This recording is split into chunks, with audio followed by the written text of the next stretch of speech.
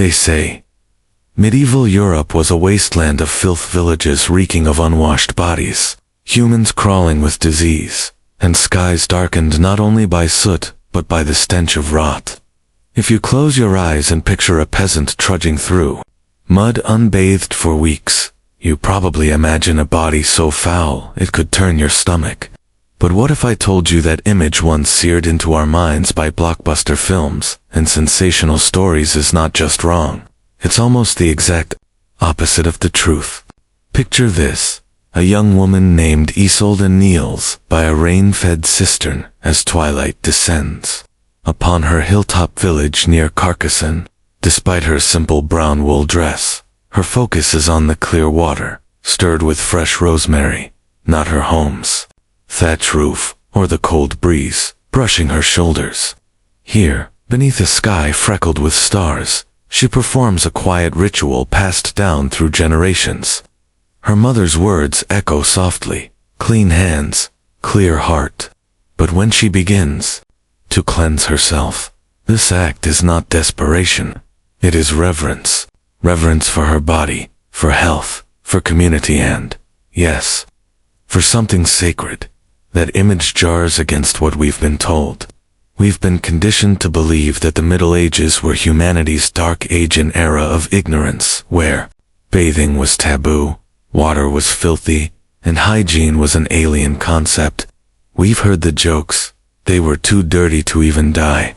We've smelled the imaginary stench of centuries when, allegedly, no one knew how to wash. But what if that belief is rooted not in fact, but in a narrative constructed by later generations?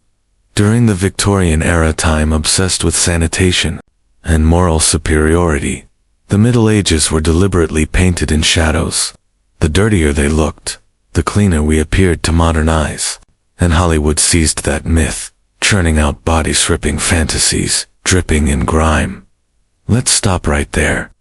Behind the myth lies a remarkable truth. Medieval men and women may not have bathed daily like we do, running faucets were centuries away, but they did bathe.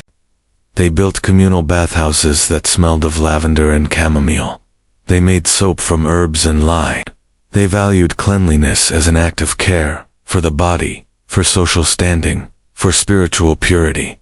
In other words, they weren't primitive, they were pragmatic. In this series, we will walk with Isolde through misty bathhouse steam. We'll spend dawn with monks who washed before prayer. We'll meet healers using water as medicine, and nobles who perfumed themselves with refinement. We'll discover that medieval hygiene wasn't accidental or absent, it was intentional, meaningful, even beautiful. If you stay with me to the end of this video, I promise you'll never look at the word medieval the same way again. You'll realize that medieval people didn't just fight for land or faith, they bathed, they cared, and in doing so, they revealed something universal about human dignity. If you're curious to unravel this mystery, if you want to challenge everything you've ever believed, hit that subscribe button now. Your support fuels more deep dives into stories that change how we see our past, and maybe even ourselves.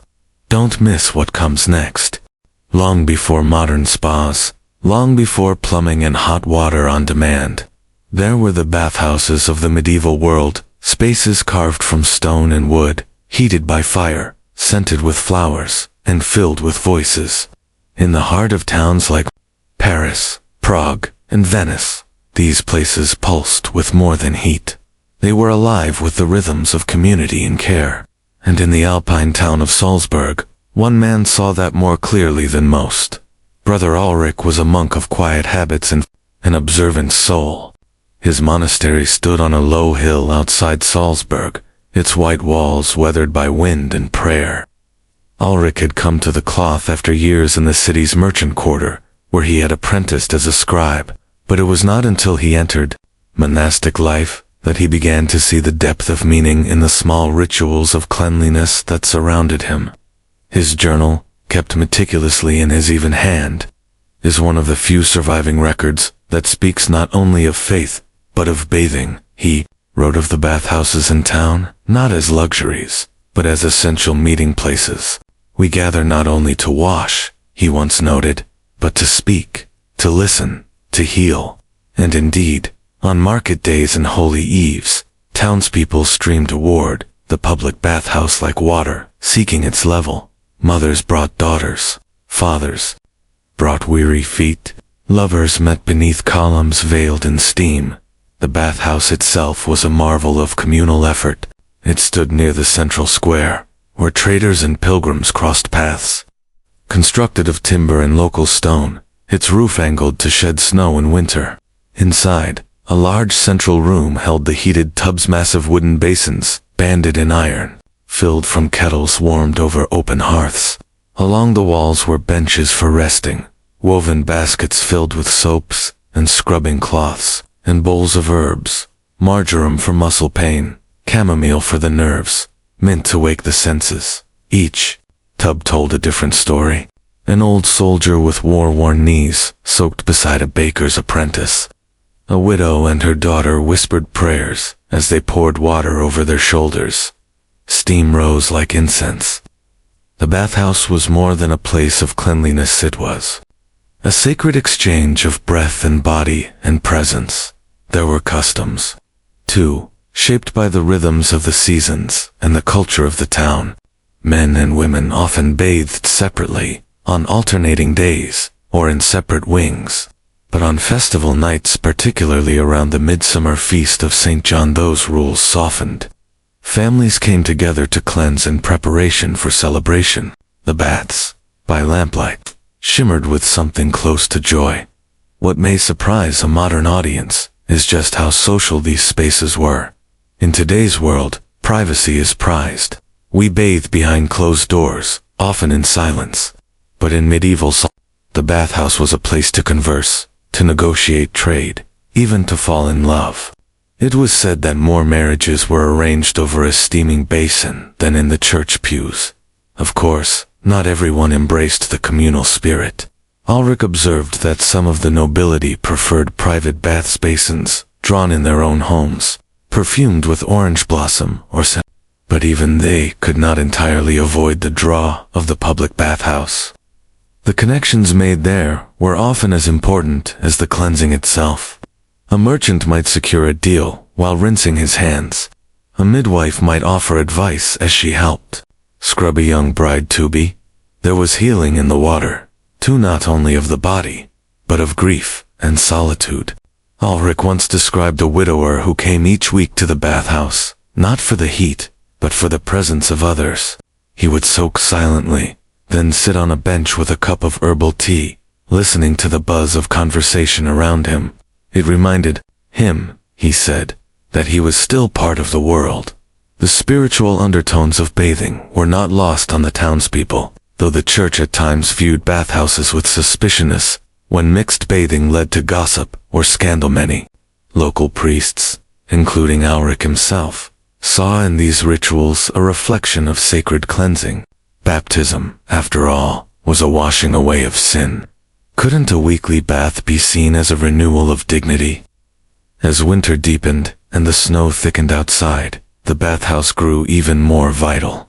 There, amid the warmth, people shared stories, worries, recipes, and laughter. The air was thick with eucalyptus and cinnamon, and outside, the wind howled at shuttered windows, trying in vain to interrupt the warmth within. There was a sense that here, at least, people could lay their burdens down, if only for a while. Children splashed at their parents' feet, elderly neighbors helped each other out of the water, and the sick were offered gentle massages with oils to ease their pain. There was generosity here. A rough hand might become tender when soaped. A hardened heart might soften under the comfort of warmth and familiarity. Alric believed these moments mattered. He saw in the bathhouse not only the steam of the physical world, but the soul's quiet exhale. He wrote that the bathhouse offered a gentler sermon than most pulpits, because it reminded people they were not alone. Here, under one roof, the town shed not just dirt, but isolation. What made the bathhouse so vital, perhaps, was the absence of pretense. No one was noble or peasant in the tub. A baron's back needed scrubbing just like a baker's, and in that vulnerability of bare shoulders and honest laughter there was a kind of human equality rarely seen elsewhere in the medieval world, and so the bathhouse became a mirror, not just of the body, but of the society. It reflected who people were when they were most themselves, without armor, without robes, without the roles they wore outside. Just people, seeking warmth. To imagine the medieval bathhouse is to unlearn what we think we know about the past. These were not grimy, avoidant people. They were tactile, aware, connected. They bathed not out of vanity, but out of tradition, necessity, and community. And in that ritual, they found a kind of intimacy with life itself. Brother Alric's journals remain one of our best glimpses into that world. In his careful lines, written by candlelight on parchment that still smells faintly of smoke, we see a world not of darkness, but of steam and compassion and ritual. So the next time you step into a hot shower or soak in a tub after a long day, remember, you're echoing a rhythm that beats far older than you might think. The warmth you feel on your skin once passed through the hearts of medieval villagers in Salzburg, in Carcassonne, in Venice. Their hands, like yours, reached for water not just to wash but to belong. Let that thought linger. Let it warm you, like steam rising gently in the night. In a time when life was shaped by bells, prayer, and the seasons of the earth, the medieval soul sought not just survival, but sanctity. And at the heart of that search for sanctity lay water, ordinary, sacred, ever-present. To us today, water may seem a convenience, something summoned with the twist of a handle, but for the people of the Middle Ages, water was both divine gift and spiritual necessity, a bridge between body and spirit, and no one embodied this belief more fully than Father Cedric of Canterbury. Cedric was not the kind of priest who thundered from the pulpit. His voice was calm, weathered by wind and age, more likely to be heard in the cloister garden than the cathedral nave. He had served his parish for more than 30 winters, walking among his people, not as a judge, but as a companion. And from his earliest days in the cloth, he had held fast to one truth, that to care for the body was to honor the soul. He began each morning with water. Before he spoke to another person, before he broke his fast, he would draw water from the well behind the chapel and wash his hands, face, and feet in silence. Not for cleanliness alone, but to remind himself that holiness begins in humility. To approach the divine, one must first be cleansed physically and spiritually. And so he did, every day, with the reverence others reserved for communion. It was not unusual in medieval Christendom to link bodily cleanliness with moral purity. The Bible spoke often of washing as a symbol of renewal.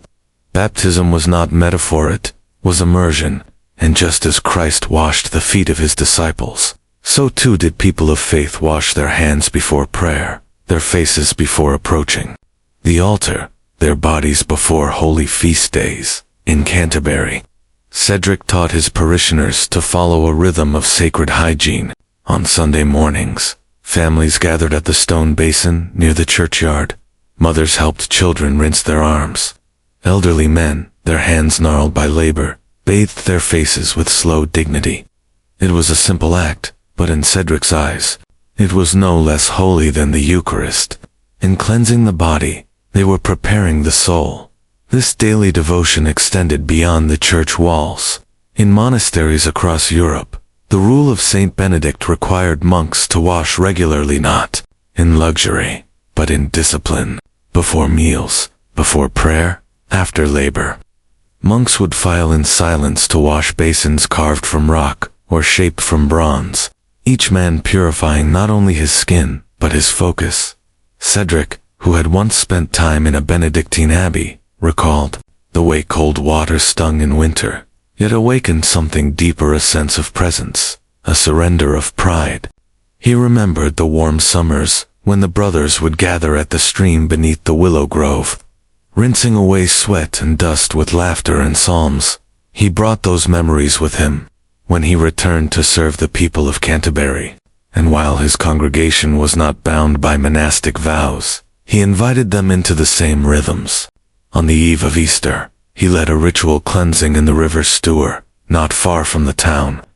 It was not full immersion, many feared the chill, but it was enough to feel renewed, enough to stand at the edge of the water and let the past season's burdens wash away. Children loved Cedric's water rites most. He would tell them stories of ancient saints who healed with water, of Mary Magdalene washing Christ's feet with her tears. He showed them how to gather mint leaves to scent the water, how to pray while washing their faces. To them, these were not chores, they were mysteries. They were moments where the holy brushed against the ordinary in the quiet corners of homes. These rituals continued. A farmer's wife might heat water in an iron kettle before sunrise, washing her husband's hands before he plowed. A seamstress might sprinkle rosewater on her linens before stitching a wedding dress. These weren't grand gestures. They were threads of faith woven into daily life, and through them, people like Cedric taught that the divine did not live only in the church, but in the body itself. Yet it wasn't always easy. There were those in higher ranks of the church who looked down on too much physical care. To some, indulgence in bathing seemed too close to vanity. There were sermons warning against fleshly temptations, especially in the steamy confines of public baths. But Cedric believed otherwise. He believed that the body, formed by God's own hands, deserved honor, not neglect. He walked a careful line, reminding his parish that intention mattered more than indulgence. A bath taken for healing was not sin. A clean shirt worn to Mass was not vanity. The Lord sees the heart, he would say, but he does not ask us to live in filth. And so his teachings endured, even through skepticism. His people trusted him not because he thundered from the altar, but because he walked beside them. He held the sick and washed the feet of the dying. He blessed wells and consecrated rivers. He lived what he taught, and the town followed. On the day of his passing, villagers gathered not only in grief, but in ritual. They bathed before his funeral, dressed in clean robes, and walked in silence to the chapel. In his memory, they carried buckets of water to the poor and filled every basin in town. Children lit candles and sprinkled herbs into fountains. And when the bells tolled, it was not just for a priest, it was for the soul of a man who had made holiness tangible. What Cedric understood, and what history often forgets, is that cleanliness in the medieval world was not about perfection. It was about presence, about preparing oneself to meet life with dignity, to greet God with intention. It was not obsession, it was devotion. Today, we may scoff at the notion that faith and bathing ever belonged together. We might see the two as worlds apart, one sacred, one mundane. But Cedric and those like him saw no such divide. For them, water was a gift, a ritual, a daily chance to begin again. And perhaps that is the lesson waiting for us still. In every drop of water we touch, there is an invitation not just to scrub away the dirt, but to return to ourselves. To remember that the body, this fragile and sacred vessel, is not separate from the spirit. It is its first temple. Let that truth wash over you. Let it move you to reverence. Let it remind you that in the gentle acts of washing hands, of cooling a fevered brow, of lighting a candle beside a basin, there lies a kind of worship deeper than words. And as we turn the page to the next chapter of this journey through medieval life, carry Cedric's wisdom with you. Clean hands, clear heart, a soul made ready. In the golden haze of early morning, before the market stirred and the bells of St. Agricole rang across the rooftops of Avignon, Magda stood barefoot in the workshop, her hands already darkened with ash and lye. She was young, barely 16. Her movements held the weight of tradition, each motion echoing those of her grandmother and her grandmother before her. Soapmaking in their family was more than a craft. It was an inheritance of care. The scent in the room was rich and earthy. Ashes from olive wood had been burned the day before, and their chalky remains now swirled with rainwater in a large clay basin. Next to it, sheep fat had been rendered slowly in a copper pot until it was soft and almost sweet-smelling. Magda stirred it gently, her breath visible in the cool air. And when she added a bundle of dried herbs, lavender, thyme, a touch of rosemary, the fragrance transformed. It wasn't just clean, it was calming, grounding, like the memory of being held. Most people today imagine medieval hygiene as dirty or non-existent. They think of peasants who never touched soap, of streets that reeked of waste, of mouths never brushed. But in Magda's world, cleanliness was a daily discipline, practical, spiritual, and deeply human. Yes, it was different from ours. It was slower, more deliberate, shaped by nature and necessity. But it was there, rooted into the rhythm of each day. The soap Magda made wasn't wrapped in silk or sold for silver. It was cut into thick, imperfect bars, left to dry in wicker baskets near the window, then delivered to households across the town. Housewives came to her door with jars of dried flowers or coins from last month's cheese sales, trading for soap to wash their linens, scrub their children's feet, or freshen their own hands before supper. The scent of her soap became part of daily life in Avignon, lightly clinging to aprons, mingling with the smell of bread ovens and beeswax candles. And yet, Magda's work extended beyond these quiet exchanges. Hygiene, in her time, was a communal value. People took care with their appearance, their breath, their bodies. Men rinsed their mouths with sage or wine vinegar. Women combed rosemary oil through their hair to keep it clean and fragrant.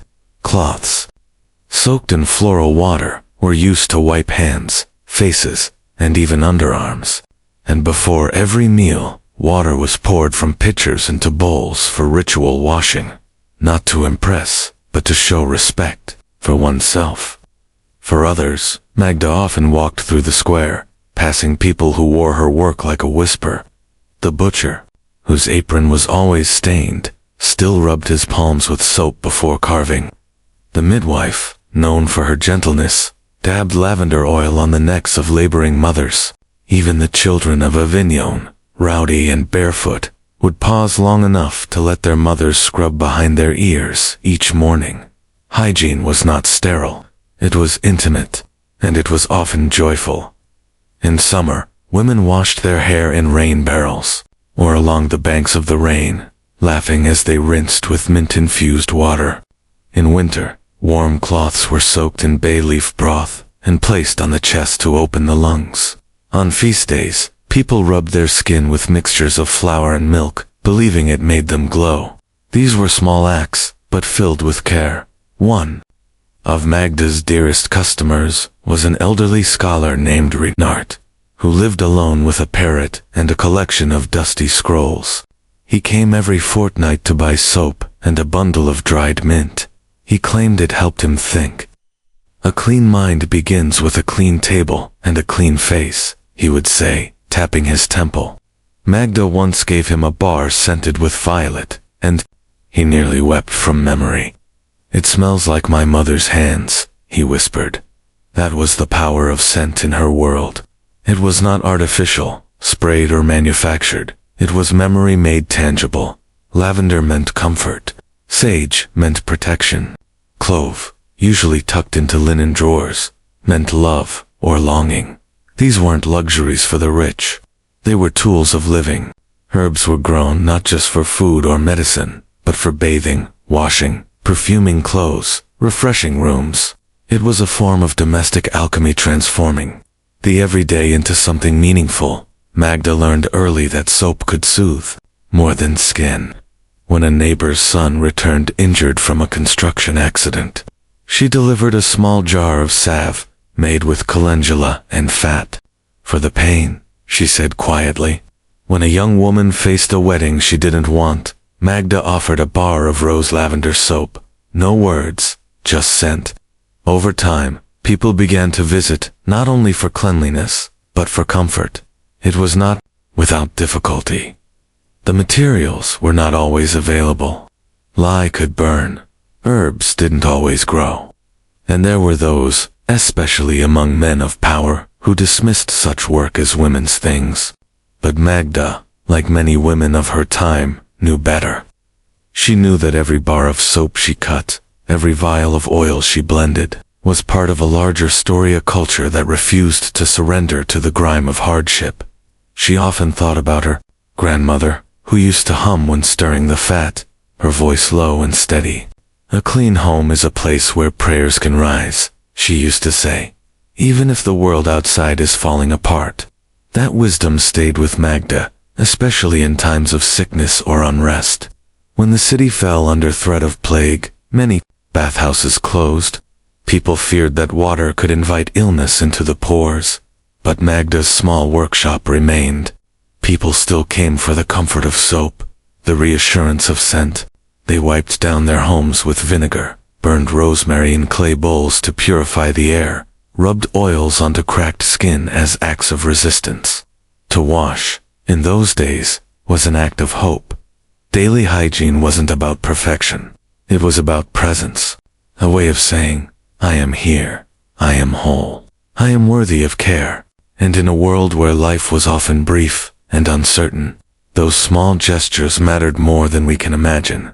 Long after sunset, when the markets emptied and the square turned quiet, Magda would sometimes sit near her drying racks, breathing in the soft blend of lavender and tallow. She didn't speak much. She didn't need to. Her hands told stories in soap of healing, of respect, of invisible love. And though her name would never appear in books or scrolls, her work would linger in the linens of new brides, in the beds of the sick, in the hands of laughing children, splashing in basins. A legacy of care, born not of science or status, but of attention. We may not understand the texture of medieval life fully, but in Magda's world, daily hygiene was not a foreign idea. It was part of being alive. To cleanse was not to fear dirt, it was to embrace ritual, to love through action, to honor the ordinary. Today, when we reach for a bar of soap, a toothbrush, a sprig of lavender by the sink, we echo those medieval gestures. We remember, perhaps unconsciously, that there is something sacred in tending to the body, not because it is perfect, but because it carries us every day, through grief and grace alike. Let that be a reminder. In the smallest rituals, we preserve something ancient. In every scent that soothes, every hand that cleans, there is history. There is Magda. There is us. In the early dawn light that filtered through a dense curtain of pine trees, Leif stood barefoot by a spring in the hills north of Bergen. The water that bubbled up from beneath the mossy rocks was cold, clear, and ancient, and changed for centuries, perhaps even millennia. He cupped his hands and drank slowly, not just to quench his thirst, but to commune with the life that flowed in it. For Leif, water was never just water. It was a remedy, a comfort, a kind of truth whispered in the language of earth and wind. He wasn't a physician in the academic sense. He had no Latin texts or cloistered halls, but to the villagers scattered across the fjords and forests of Norway, Leif was a healer. A keeper of bodily knowledge passed down through generations. He wore no robe, carried no relics, but knew the secrets of sweat, herbs, and warmth better than many who did in medieval Europe. The connection between bathing and healing was not a luxury, it was survival. The body, vulnerable to cold, fever, infection, and fatigue, was treated with the tools of the land, and water, the most humble of all substances, was its greatest gift. Leif's patients came to him not just with wounds or coughs, but with exhaustion that clung to their skin.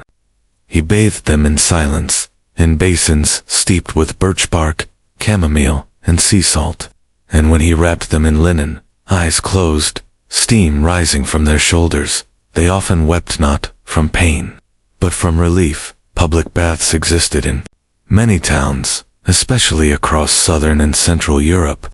In cities like Cologne, Siena, and Montpellier, physicians partnered with bathhouse owners. Together they created elaborate rituals for cleansing and cure. Bathing was prescribed for fevers, arthritis, insomnia, digestive troubles, melancholy. The sick were advised to soak in stages: first warm water, then hot, then a cooling rinse, followed by herbal compresses or rest in woolen wraps. The process was gentle, rhythmic, almost ceremonial, and at its center was the understanding that water, properly used, could draw illness from the flesh. Medieval medical texts, like the Trotula or Hildegard of Bingen's writings, describe in great detail the healing qualities of warm baths, steams, and scented oils. Physicians believed the pores were gateways. Open them too long, and sickness might enter.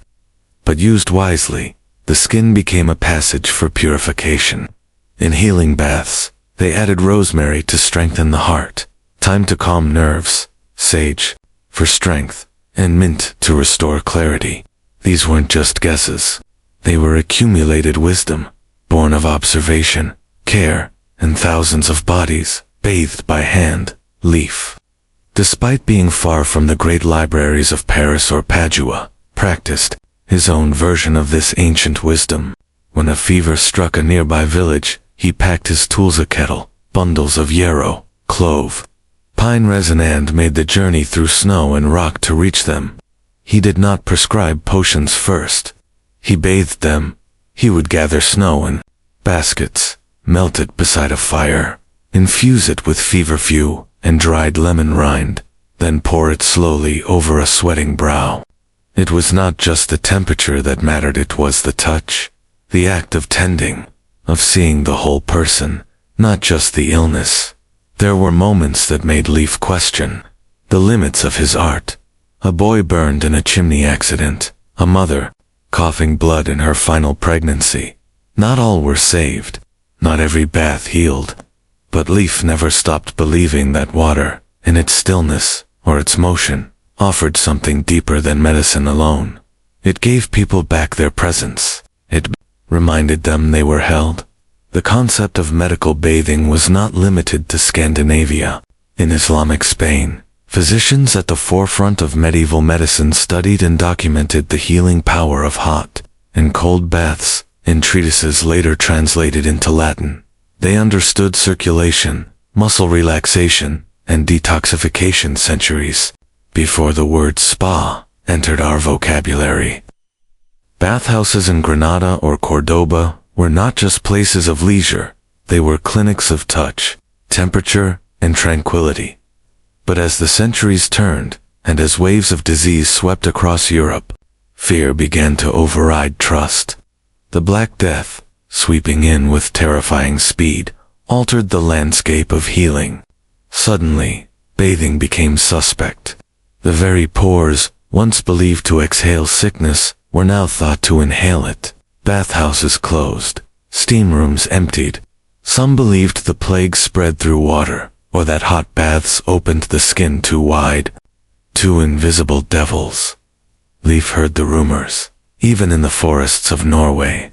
But he also saw the suffering that followed this fear, the sores left unwashed, the fevers left to rage. He refused to close his hands to the sick. Instead, he changed his methods. Fewer full immersions, more compresses, more steam tents, made from linen soaked in elderflower and draped around the patient like a cocoon. Adaptation, not abandonment. Still he bathed, still he touched, still he believed. There were others like him. Women who practiced midwifery and herbal healing, kept baths alive when institutions turned away. Monks who ran hospital hospices, especially those of the Knights Hospitaller, continued to bathe the sick as acts of mercy. And in the hidden corners of cities behind closed shutters, away from judgment, people still heated water, added herbs, and hoped.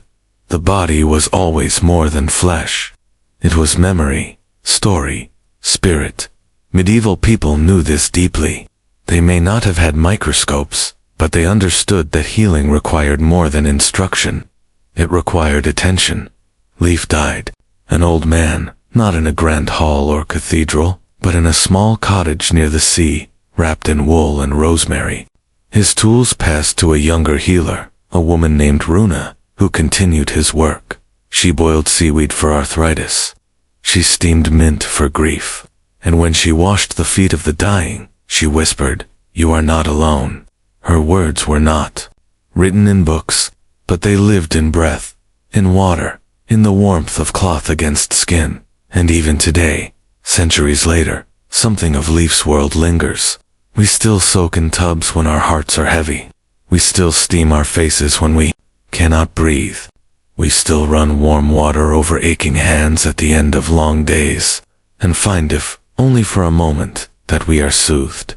Not because we believe water cures everything, but because we know, deep down, that touch, heat, and attention still matter. This was the medicine of the Middle Ages. Not cold and sterile, but tender, guided by nature, rooted in centuries of hands that washed not just wounds, but sorrow. Let us remember them. Let us honor those who healed with bowls of snowmelt, with leaves and salt, and patience. Let us see in their actions a mirror of our own longings for peace, for health, for the chance to be whole again, for Leif, and for all who bathed, not just the sick, but the forgotten, the feared, the lonely. This was medicine. This was grace. Beyond the walls of common villages and quiet riverbanks, past the linen-draped windows of bathhouses and the herb-scented homes of healers, there existed another world, a realm of marble courtyards and embroidered silks, where the language of cleanliness spoke not just to dignity, but to diplomacy. This was the world of nobility, and at its glittering center stood the perfumed court of Lisbon, where Lord Tomas prepared for each day as if it were a ceremony of the senses. Unlike Isolde, who bathed under starlight and simplicity, or Leif, who healed with herbs and water pulled from stone basins, Tomas lived in a palace perched above the Tagus River, its halls echoing with the footsteps of diplomats, courtiers, poets, and spies. But for all the gold-threaded tapestries and fine crystal goblets, what defined the court's heart was its centros, amber, sandalwood, lavender, breath of grace in every chamber. Lord Tomas was known not only for his strategic mind and command of languages, but for his devotion to elegance in all its forms. His grooming rituals began at dawn. A basin of heated water, infused with orange blossom and sage, was placed beside his dressing table. Linen towels, hand-stitched and softened by oils, lay folded in perfect squares. His valet, Joe, would anoint his wrists and temples with a subtle blend of musk and bergamot, while he recited verses to calm the nerves. To Tomas, cleanliness was not vanity, it was preparation. The court was not a place for rest, but for battle. Deals were made by glance, alliances sealed by fragrance. He knew that scent was the first impression, and often the last. A whiff of stale sweat could undo weeks of diplomacy. A hint of violet oil might convince a princess to listen longer. The nobility of medieval Europe did not live in dirt and neglect, as myth suggests. On the contrary, many were obsessive in their pursuit of purity, not only for status, but for survival. Royal physicians advised routine washing of hands and faces, perfumed gloves, inner garments lined with scented sachets, and bowls of rose water in every chamber were the norms. Baths were drawn with petals, milk, and oils, not merely to cleanse, but to revitalize. In the courts of Aragon, Burgundy, and, yes, Portugal, to be clean was to be cultured. Queen Eleanor of Castile, it was said, would not retire without washing her feet and brushing her hair with combs dipped in almond oil. She traveled with her own bathing vessels, silver tubs, fitted with folding screens, and guards who ensured hot water was always at hand. She believed a woman who smelled sweet could disarm any man, and her presence lingered in rooms long after she departed. Tomas admired her style. Though he never married, he respected the women of court, who moved with poise, and were armed with vials of essence instead of steel. He often exchanged gifts of perfumes and scented scrolls, believing that diplomacy was best conducted through the senses before the tongue.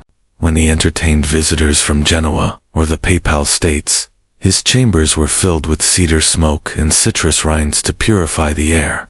Every scent was chosen with care, every cloth laundered in water steeped with rosemary and wine. There was, of course, extravagance in these customs. But beneath the opulence was something deeply human, a longing to be remembered, not just by title, but by presence. Nobles did not always rule well, but many lived with an acute awareness of their fragility. Plague did not spare silk. War did not bow before lineage. And so, in their careful bathing, in their floral waters and mirrored rooms, there was a quiet defiance against decay. Even the architecture of royal hygiene was intentional. In castles and manors across Europe, bathhouses were built near kitchens for easy access to hot water. Stone channels carried it into the rooms of kings. Wooden tubs lined with linen were placed in warm corners lit by lanterns.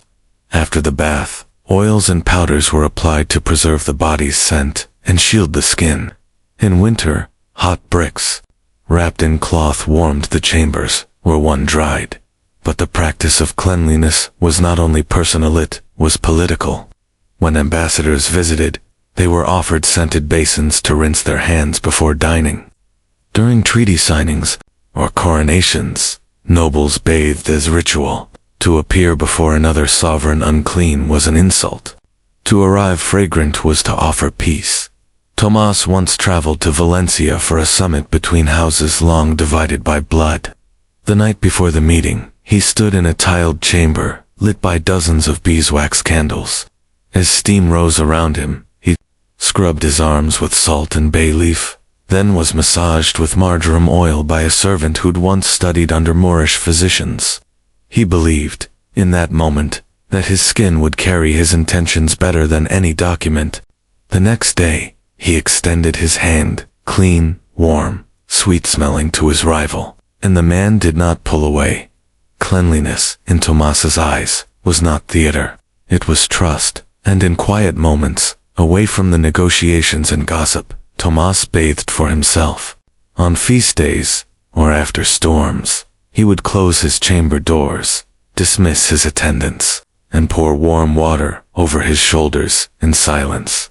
The sound of it was sacred, like rain on a chapel roof. He would breathe in the smell of crushed petals, lean against the marble edge, and remember that beneath the courtier's robes and silver signets, he was still flesh, still vulnerable, still needing care. In those moments, he often thought of the people beyond the court, the Isoldes, the Alrics, the Cedrics. Did they also bathe in preparation for something greater? Did they, too, believe that a cleansed body could carry a lighter heart? He imagined them not as lesser, but as kindred, bound by the same water, seeking the same wholeness. When Tomas died, as all men do, he left behind more than ledgers or war spoils. He left behind scents, his gloves, preserved in cedarwood drawers, his journals, sprinkled with sage leaves, his bath chamber, still smelling faintly of orange blossom. Servants wept, not only because he ruled within sight, but because he lived with intention, and so, even in death, his fragrance lingered. Let us remember the courts not as dens of filth or mindless grandeur, but as places where human beings, proud, hopeful, prepared themselves for the world with soap and scent. Where water was not wasted, but revered. Where to bathe was not indulgence, but identity. Tomas's legacy was not written in stone. It was carried in the air, in the delicate perfume of lavender on parchment, in the soft hum of water being poured at dawn. A whisper of cleanliness, a breath of dignity, a life made fragrant not by wealth, but by care. The wind carried the scent of lavender and smoke as dusk settled across the hills of Carcassonne. The sky was painted with streaks of pink and deepening gold, and in the quiet, Isolde stood at the edge of the stream that had been her companion for as long as she could remember. The water flowed softly, brushing over smooth stones, cradling fragments of fallen leaves and light. She knelt, as she often did, and lowered her hands into the cool current. This time, it was not just a bathe, it was to remember. This was the festival evening her village had awaited all year. There would be laughter soon, music, shared bread, and stories under lanterns strung from tree to tree. But before all of that, before the first song or a sip of wine, Isolde did what generations had done before her. She washed. She washed not because she was dirty, but because she wanted to arrive whole. Her hands moved gently, tracing the curve of her arms, her face, her neck. The water slid over her skin like a prayer, and in that moment, her mind began to travel across the lands and lives of those who, like her, had used water not only to cleanse but to connect. She thought first of Brother Alric, whose journals she had once read in a scribe's collection. The words etched in soft ink, "We bathe not only to be clean, but to remember we belong." She imagined him among townsfolk in Salzburg, soaking aching limbs after labor, listening to stories, offering his quiet presence to those who had none. She wondered what his voice sounded like in steam-filled rooms, what laughter he had carried with him through the seasons. She thought of Father Cedric, far to the north, whose humble rituals brought reverence into the most ordinary of acts. His belief that washing could align the body with the soul had changed the way an entire parish approached their mornings. It wasn't a sermon that lived on but the water bowl beside every doorway. She imagined his hands, wrinkled and calm, pressing damp cloths to foreheads in prayer, not with force, with gentleness. Magda, too, floated into her thoughts, the young woman whose soaps had traveled through markets and homes like small parcels of grace. In Isolde's own linen chest, there remained a bar of Magda's soap, its edges softened by time, its scent still whispering of thyme and rosemary. She thought of Magda's fingertips, stained by herbs, of her standing in her shop at dawn, of the joy she must have felt when children splashed with the suds she had shaped, and Leif, the healer of the north, wrapped in fur and silence. She had heard travelers speak of him, of how he bathed the fevered with melted snow and pine resin, how he refused to turn away, even when fear clouded others' courage. His medicine was not born of prestige, but presence. He healed because he stayed, because he touched, because he knew that water carried more than temperature, it carried intention. Finally, her thoughts wandered to the perfumed court of Lisbon, to Lord Tomas, the noble who believed in diplomacy through fragrance and ritual. She had never met anyone like him, but his reputation had reached even her modest town. A man who carried lavender in his gloves, who welcomed rivals with a scent that softened battle lines. He had known that to bathe was to armor oneself in dignity, that to be clean was to be disarming not in conquest, but in grace. As the water moved between her fingers, Isolde realized that all of them, Malric, Cedric, Magda, Leif, Tomas, were bound not by birth or title, but by a truth older than any kingdom, that to care for the body was to care for the spirit, that hygiene was not a luxury, but a language, one that whispered, "You are worthy," one that offered healing where medicine could not, connection where words fell short, and a moment of stillness in a world that was often too fast, too cruel, too loud. In our modern lives, we speak of self-care in lotions and routines. We build spas and meditate in tubs, but perhaps we've lost something in the speed and sale of it all. The medieval world, for all its chaos and limitations, had cultivated a wisdom we're only now trying to reclaim, a slowness, a presence, a belief that cleansing was not just sanitation, but sanctity. They lived without our conveniences, but they lived with a kind of rootedness, a knowledge that the body and soul could be aligned with a bowl of water and a bit of lavender. They did not bathe to be beautiful. They bathed to belong to themselves, to their community, to their faith. Isolde stood now, drying her arms with a cloth passed down from her mother, the embroidery faded but firm. She looked up at the twilight sky and felt something ancient stir in her. Not nostalgia but kinship. She was not reenacting the past. She was continuing it, as lanterns flickered in the distance and the first notes of music drifted through the air. She took one last glance at the stream. Its surface was still now, like a mirror, and in it, she saw more than her own reflection. She saw a lineage of care, of water and hands, of hearts that had believed that the smallest rituals could carry the greatest truths. Tonight, she would dance. She would laugh. She would share bread and wine. But beneath it all, she would carry the stillness of this moment, the wisdom of water, the reflection of every soul who had once washed with intention. And maybe, just maybe, you will too. The next time you light a candle beside your bath, or wash your face after a long day, think of them. Think of the monks, the midwives, the queens, the villagers. Think of the lavender fields of Avignon, the icy springs of Bergen, the perfumed halls of Lisbon. Let the water remind you not just to be clean, but to be whole. In the end, medieval people did not simply bathe their bodies. They bathed their lives with reverence, with rhythm, and with the understanding that to cleanse was to cherish. May we remember, may we return, may we let the still water teach us again. As the sun sets on our journey across medieval Europe, from Isolde's moonlit cleansing in Carcassonne, to Brother Alric's steam-filled bathhouses in Salzburg, Father Cedric's spiritual washings in Canterbury, Magda's fragrant soaps in Avignon, Leif's healing baths in Bergen, and Lord Tomas's scented rituals in Lisbon, where, reminded that cleanliness was never merely about appearances. It was woven into the fabric of identity, health, community, and ceremony. Each character carried a common thread: water and care as ritual, medicine, diplomacy, and devotion. Isolde cleansed not just her body but her belonging to the village.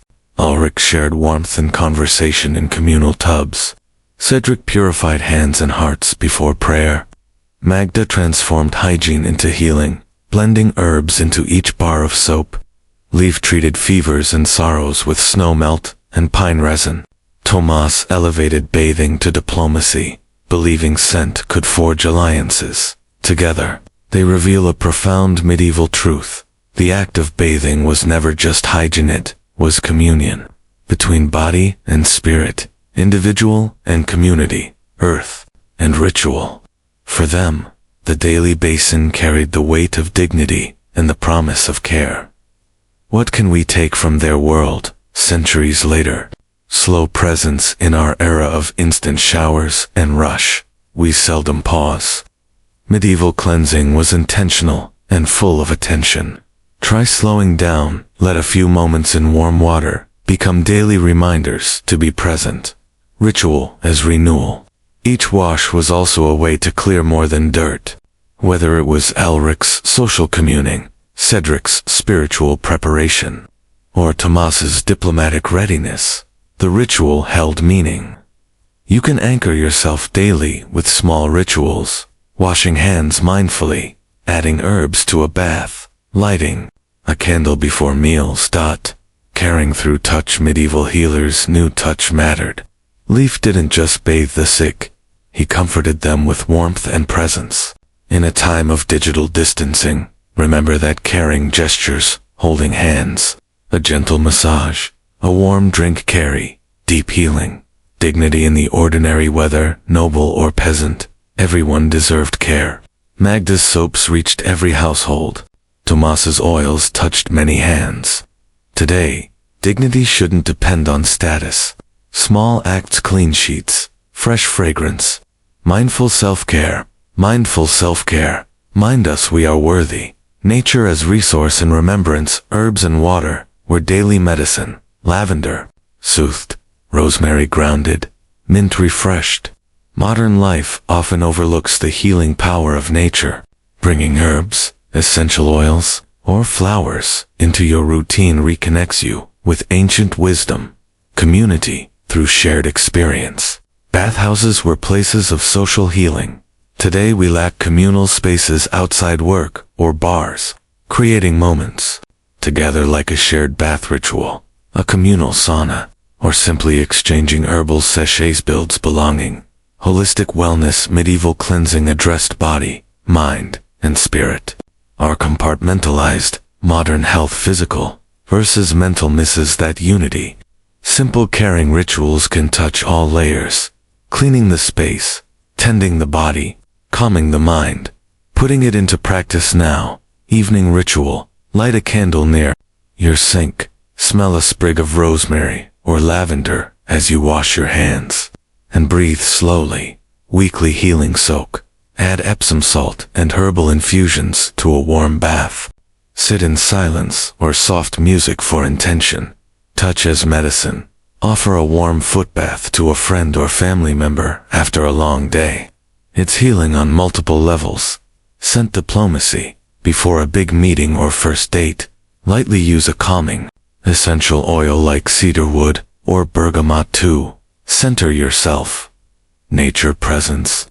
Keep a jar of dried sage or chamomile to steep in water. Sip the infusion to ground your mind during stressful days. Shared cleansing moments. Organize a group steam or herbal bath among friends to reconnect and share the simple healing of water together. When we carry a bar of herbal soap, steep tea with mint, or pause under warm water, we echo medieval wisdom. We are human, fragile, worthy, and through small rituals of care and presence, we nourish ourselves and our communities with dignity and intention. Let today's bath, today's clean cloth, today's fragrant air be more than routine. Let it be a reflection, a ritual, a way to say, I belong. I belong to myself, to others, and to something timeless.